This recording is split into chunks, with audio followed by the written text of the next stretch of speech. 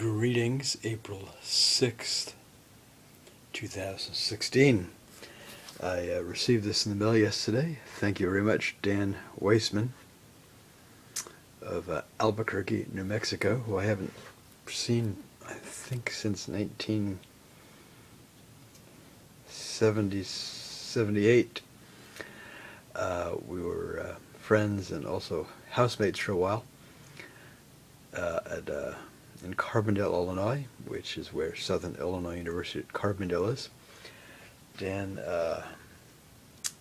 Dan's visage shows up in an etching, a painting, and a drawing or two. At least this one is a reproduction of a very large drawing of Dan smoking a cigarette under the monorail. I don't know who owns this drawing, or even if it's still intact. I'll have to check with Dan and see if he has it. The etching I did of him, called Portrait of Comrade Dan Weissman, was the first artwork of mine in a exhibit in an art museum.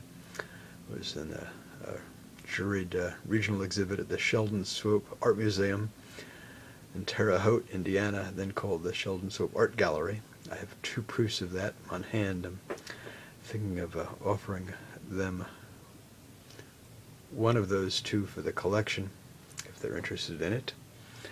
And thank you, Dan, for sending this proof back to me. Dan had bought this in 1985 when I was fundraising to leave for a then planned year's study in Poland, and he had never framed it and offered to return it.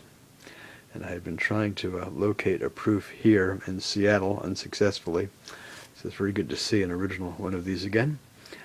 The bank president on the left here, the rooster drawn from a stuffed rooster I had bought at a British antique import shop on the Seattle's waterfront back in the early 1980s. Now, that store is actually out in the burbs now. The rooster I had sent to another college classmate from Columbia, Missouri, who was then teaching at Stevens College Art Department in Columbia, Missouri. He brought it to the art department where it was subsequently stolen.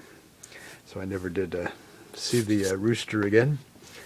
The chairman of the board on the right here, I don't remember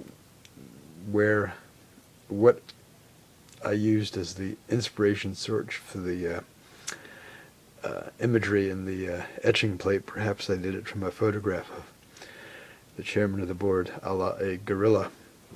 So, and the bank president really like lecturing there.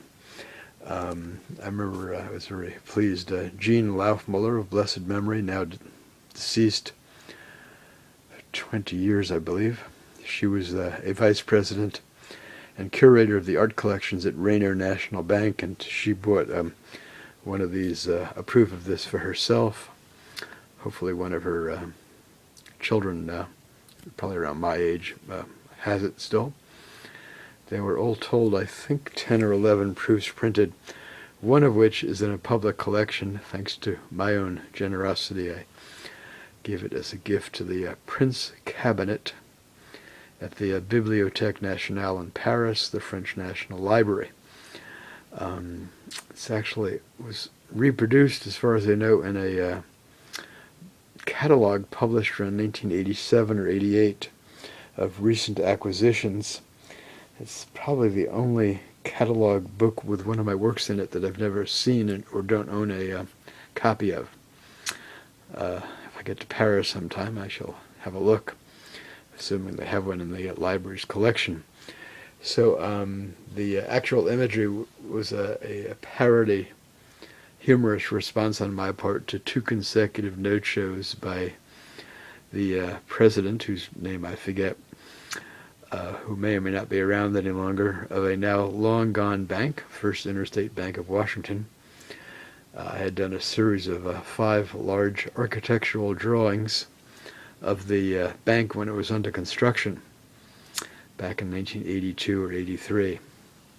That bank didn't buy any of those. Actually, Jean Laufmuller at Rainier National Bank actually bought one of those. It had a kind of broader title, like visit Visit Seattle's Harbor or something like that.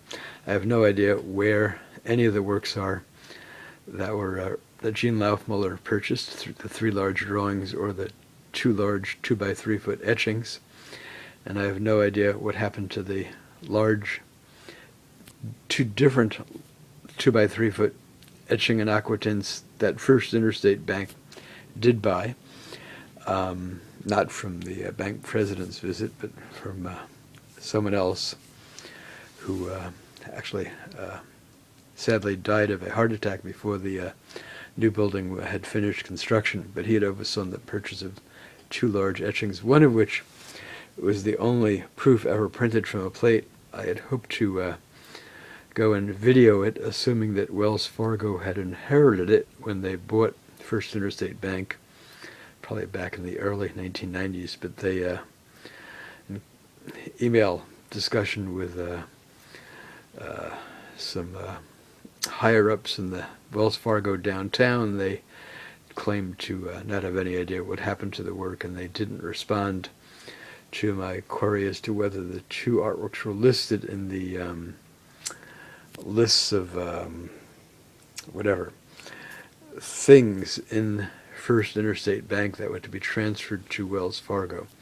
So they're probably in the home of branch managers, janitors, retired vice presidents, or who knows who. Ditto with the works from Rainier National Bank. Just gone into the winds, but somewhere. Beautifully framed works don't just end up in a dumpster. So there you have it. Without further ado,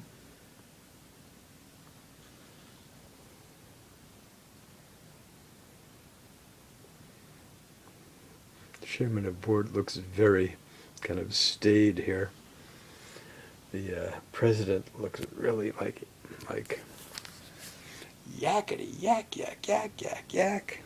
Got to get those lectures out. Brings to mind a memorable movie scene from a life of moviegoing in the American movie Network, 1978 or so. Peter Finch did this incredible role in this movie, and he died of a heart attack right around the time the filming was done, and was posthumously awarded the Best Actor Award by the Academy Awards. There's this incredible, delicious scene, not the most famous one, where he sticks his head out the window just yelling to Americans to stick their heads out the window and yell, "I've had it and I'm not going to take it anymore." But he's taken into the room of the, president or the chairman of the board of the network, a fictitious network, TV network company, who sits him down at one end of a long table, and at the other end of the table, which is like, must be like 30 feet away, he's like, blah, blah, blah, blah, blah, blah, blah, blah, blah to him. And it's a terrific movie. Recommended for sort of younger moviegoers if you haven't seen it. It's one of the gems of American cinema.